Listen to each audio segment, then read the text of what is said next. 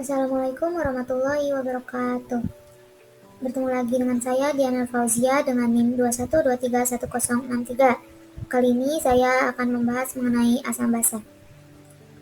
Topik bahasan yang akan dibahas kali ini, yang pertama itu ada teori asam dan basa, kemudian ada derajat keasaman atau pH, ada larutan penyangga atau buffer, dan yang terakhir hidrolisis garam. Asam dan basa. Asam itu adalah senyawa kimia yang jika dilarutkan di dalam air akan menghasilkan sebuah larutan dengan pH yang lebih kecil dari 7.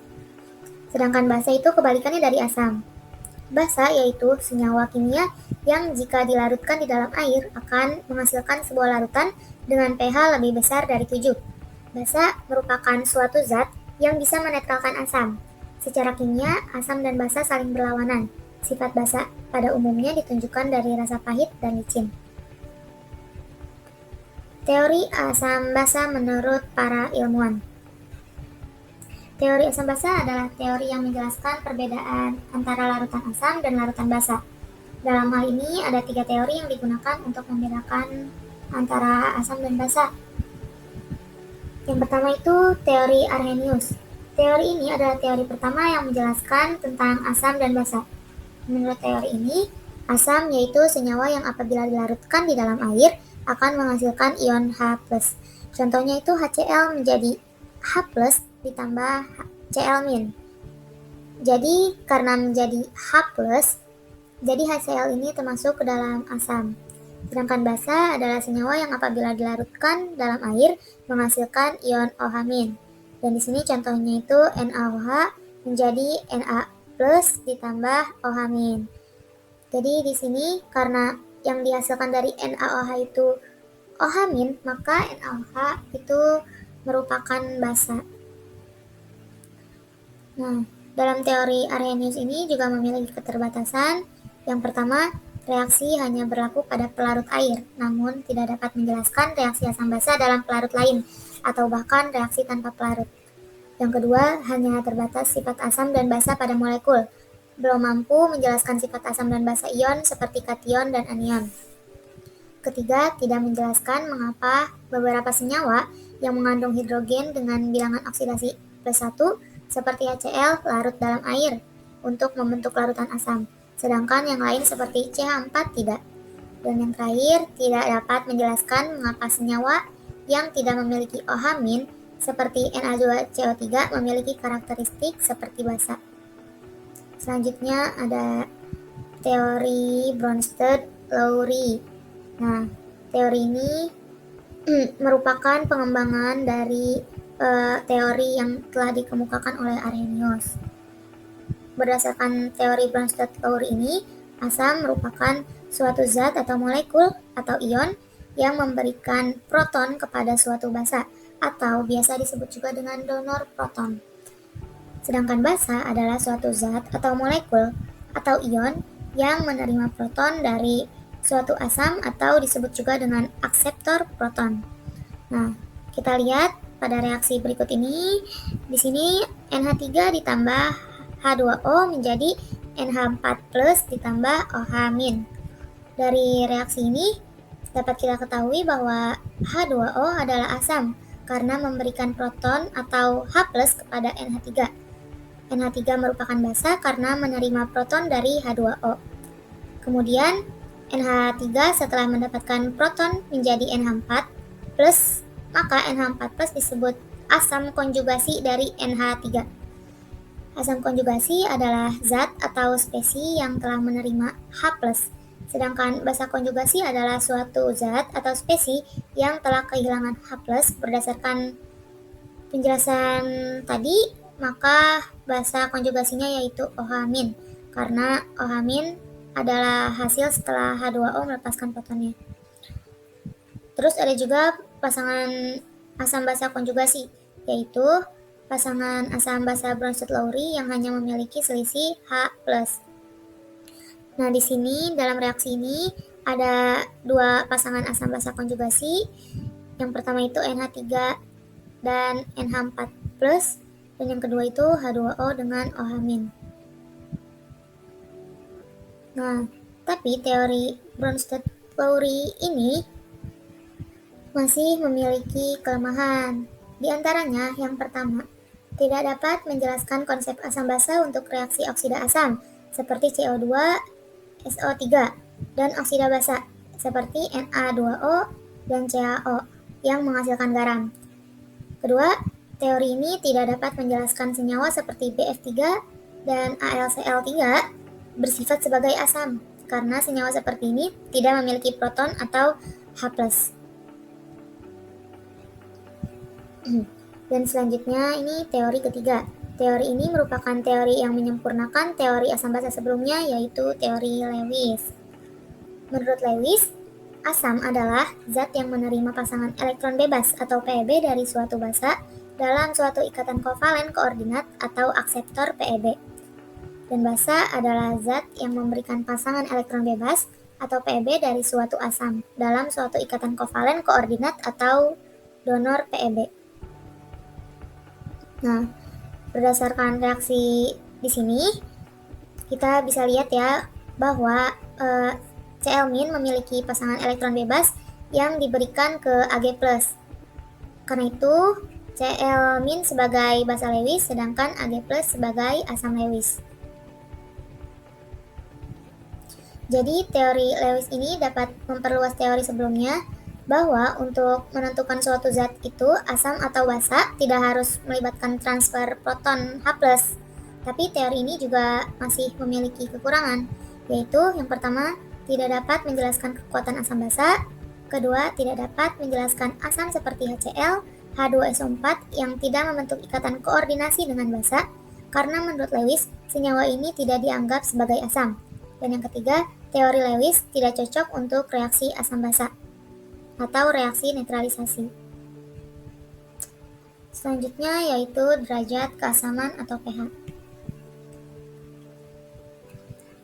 pH adalah derajat keasaman yang digunakan untuk menyatakan tingkat keasaman atau kebasaan yang dimiliki oleh suatu larutan.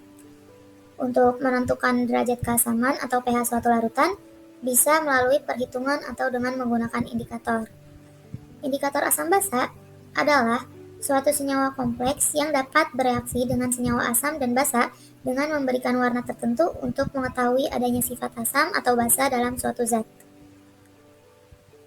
Nah, indikator asam basa ini ada dua juga, dibagi menjadi dua. Ada indikator alami dan ada indikator buatan. Nah, di indikator alami ini biasanya kayak menggunakan kunyit atau bisa juga dengan menggunakan kubis ungu. Nah, sedangkan yang ini yang kita bahas ini indikator asam basa dengan indikator buatan. Yang pertama yaitu ada kertas lakmus. Kertas lakmus dapat mengidentifikasi larutan asam atau basa, namun tidak bisa menentukan harga pH-nya. Yang kedua ini ada pH meter, yaitu pH meter ini alat untuk menentukan harga pH suatu larutan dengan akurat. Dan yang ketiga ini ada indikator universal. Indikator universal juga dapat digunakan untuk mengidentifikasi harga pH. Indikator ini bisa berupa kertas dan cairan. Setiap indikator memiliki pita warna yang menunjukkan skala pH. Jadi kalau pakai indikator universal ini, kita harus harus satu set dengan bungkusnya ini, dengan trayek pH-nya ini, karena beda produk bisa jadi beda warnanya juga. Nah, tadi sudah dijelaskan kan kalau indikator universal ada yang berupa kertas dan ada juga yang berwujud cairan. Nah, ini itu ada trayek pH untuk indikator pH universal berwujud cair. Nah, di sini ada 10 nama indikator ya. Nah, di sini yang pertama ada timbul biru. Timbul biru ini perubahan warnanya kita untuk 1,2 sampai 2,8. Nanti dia bakal berubah warnanya dari merah ke kuning. Kemudian ada bromfenol biru. Itu daerah perubahan warnanya dari pH 3 sampai pH 4,6. Perubahan warnanya ini dari kuning ke biru. Selanjutnya ada metal orange dari 3,2 sampai 4,4 dan perubahan warnanya dari merah ke kuning. Nah, kayak gitu semua bacanya ya. Di sini indikatornya banyak, ada bromkresol hijau juga, ada metil merah, bromkresol ungu, bromtimol biru, kresol merah, fenolphthalein, dan alirazin kuning. Tapi selain indikator ini juga masih banyak lagi indikator lainnya. Derajat keasaman pH. Jadi, dalam menghitung derajat pH untuk asam itu rumusnya pH sama dengan min log H+. Tapi kita harus mencari H+-nya dulu kan. Jadi caranya itu apabila asamnya kuat, rumusnya H+ sama dengan A dikali Ma, dengan A yaitu valensi asam dan Ma yaitu konsentrasi atom. Apabila suatu larutan itu asamnya lemah, berarti bisa digunakan dua cara, yaitu H+ sama dengan akar Ka dikali Ma, atau H+ sama dengan alfa dikali Ma. Kapan kita menggunakannya? Jadi kita menggunakannya itu tergantung. Kalau yang diketahuinya Ka, maka kita menggunakan cara yang pertama, yaitu H+ sama dengan akar Ka dikali Ma. Tapi apabila yang diketahuinya itu alfanya, maka kita menggunakan rumus yang kedua, yaitu H+ sama dengan alfa dikali Ma. Dengan alfa yaitu derajat ionisasi dan Ma yaitu konsentrasi atom. Kemudian sama untuk basa juga. Ketika itu basa berarti rumusnya itu pOH sama dengan min log OH min. Kemudian pH sama dengan 14 dikurang pOH. Nah, jadi kita harus mencari OH minnya dulu kan. Nah, jadi untuk basa kuat, rumus OH minnya yaitu OH min sama dengan B dikali MB, dengan B valensi basa dan MB yaitu konsentrasi atom. Sama nih untuk basa lemah. Tapi maaf, itu tulisannya kan H doang ya, seharusnya OH min itu, bukan H. Saya salah ketik, belum diganti. Jadi OH min sama dengan akar KB dikali MB. Apabila yang diketahuinya itu KB. Tapi jika yang diketahuinya itu alfa, maka rumusnya jadinya OH min sama dengan alfa dikali MB. Dengan alfa yaitu derajat ionisasi dan MB yaitu konsentrasi atom. Nah, ada soal. Tentukan pH larutan H2SO4 0,005 m molar. Jawabannya, nah karena di sini diketahui hanya itu ada 2 kan H2SO4. Jadi digunakan rumus yang pertama tadi. H+ sama dengan A dikali Ma. A-nya itu 2 dan Ma-nya itu 0,05 m.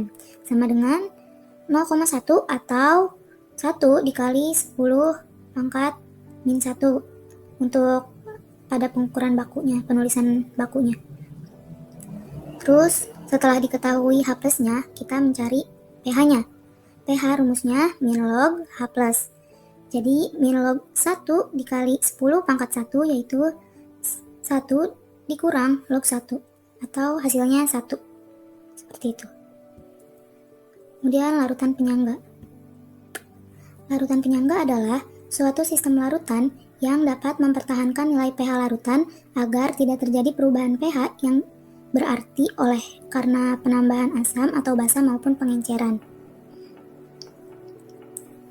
Nah, untuk larutan buffer asam, itu dia mempertahankan pH pada suasana asam, yaitu pH yang lebih kecil daripada 7. Terus terdiri dari komponen asam lemah dan basa konjugasinya. Contohnya yaitu larutan penyangga yang mengandung CH3COH dan CH3COO-. Untuk rumusnya yaitu H+ sama dengan Ka dikali Ma per Mg. Dan untuk pH sama dengan pKa min log Ma per Mg. Atau bisa juga kita melakukan H+ sama dengan Ka kali Ma per Mg. Kemudian nanti kita pakai rumusnya seperti biasa yang untuk mencari pH yaitu pH sama dengan min log H+. Nah, ada juga larutan buffer basa. Larutan buffer basa ini mempertahankan pH pada suasana basa, yaitu pH yang lebih besar daripada 7. Kemudian terdiri dari komponen basa lemah dan basa konjugasinya. Nah, contohnya itu yaitu larutan penyangga yang mengandung NH3 dan NH4+. Kemudian untuk rumusnya OH- sama dengan Kb dikali Mb per Mg. Ada juga POH sama dengan PKb dikurang log Mb per Mg. Kemudian pH sama dengan 14 dikurang pOH. Nah, ini contoh soalnya. Tentukan pH larutan penyangga yang dibuat dengan mencampurkan 10 ml larutan CH3COOH 0,1 m dengan 10 ml larutan CH3COONA 1 molar.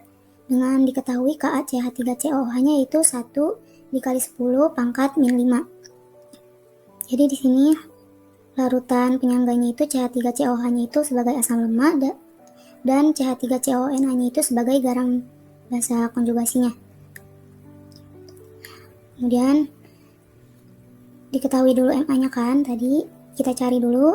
MA itu mol dari CH3COOH-nya yaitu 10 mili dikali 0,1.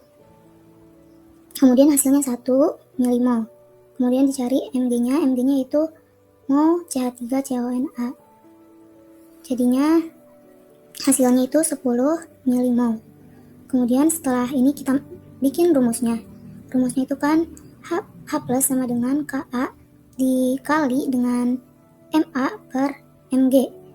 Jadi 1 kali 10 pangkat min 5 dikali 1 milimol per 10 milimol sama dengan 10 pangkat min 6.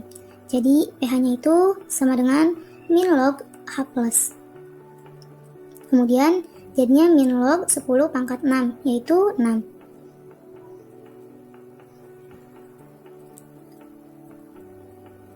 Nah, terus tentukan pH larutan penyangga yang dibuat dengan mencampurkan 40 larutan NH3 0,1 m dengan 4 ml larutan NH4Cl 0,1 m.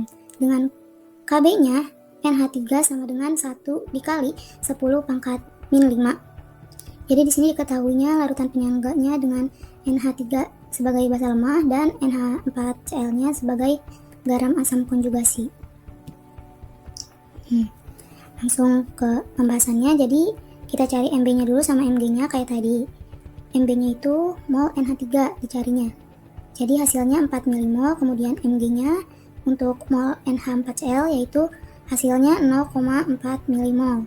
Kemudian dimasukin untuk rumus basa, OH- sama dengan Kb dikali Mb per Mg sama dengan 1 dikali 10 pangkat min 5 dikali 4 milimol per 0,4 milimol sama dengan 10 pangkat min 4. Terus kita cari ke POH-nya. POH sama dengan min log OH min. Tadi OH minnya udah dapet, jadi min log 10 pangkat min 4. Jadinya hasilnya 4. Nah, karena ini POH, jadi untuk mencari pH-nya yaitu 14 dikurang POH, yaitu 14 dikurang 4. Jadi hasilnya 10. Jadi pH larutan penyangga yang dibuatnya yaitu 10. Kemudian hidrolisis garam. Jadi garam itu adalah hasil reaksi asam dengan basa, yaitu satu atau lebih atom hidrogen pada asam diganti oleh satu atau lebih kation suatu basa. Kalau dirumusin jadinya asam ditambah basa menjadi garam plus air.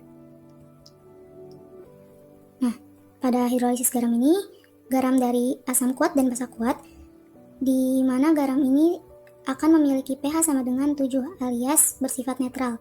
Artinya tidak terjadi hidrolisis. Jadi ini tuh kayak jenis-jenis hidrolisis garam gitu ya.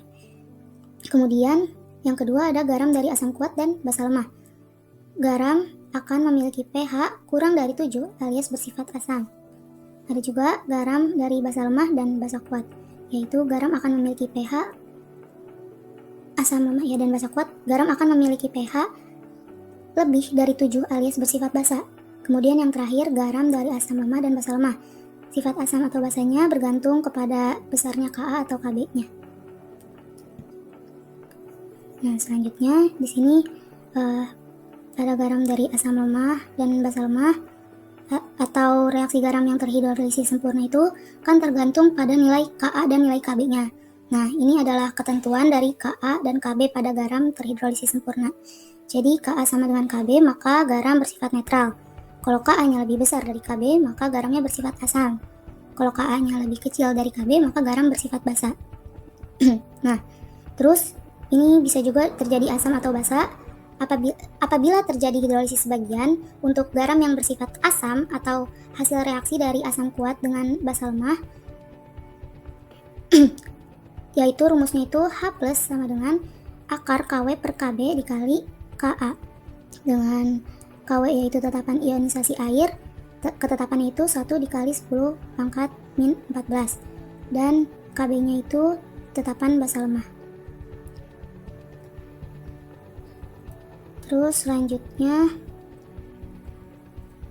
jika terjadi hidrolisis sebagian atau parsial itu untuk garam yang bersifat basa atau hasil reaksi dari asam lemah dengan basa kuat, rumusnya yaitu OH min sama dengan akar Kw per Ka dikali Kb, dengan Ka yaitu tetapan asam lemah. Sedangkan jika terjadi hidrolisis total atau hasil reaksi asam lemah dengan basa lemah, pH ini tergantung pada Ka dan Kb nya. Nah, rumusnya yaitu H plus sama dengan akar Kw dikali Ka per Kb.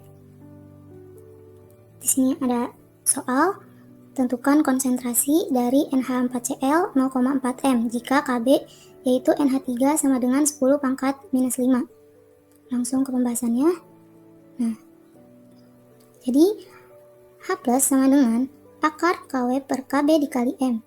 Nah, Kw nya itu udah ketetapan ya, ketetapan ionisasi air 10 pangkat minus 14. Jadi akar 10 pangkat minus 14 dikali 4 kali 10 pangkat min 1, yaitu dari NH4Cl nya 0,4 m itu, per 10 pangkat minus 5, yaitu dari NH3, Kb NH3, sama dengan 2 dikali 10 pangkat minus 5. Nah, sudah ketemu H plusnya, kemudian kita mencari pH nya. pH sama dengan min log H plus, jadinya min log 2 dikali 10 pangkat minus 5. Jadi hasilnya pH nya yaitu 5 minus log 2. Sekian video pembelajaran yang bisa saya sampaikan. Semoga bermanfaat. Wassalamualaikum warahmatullahi wabarakatuh.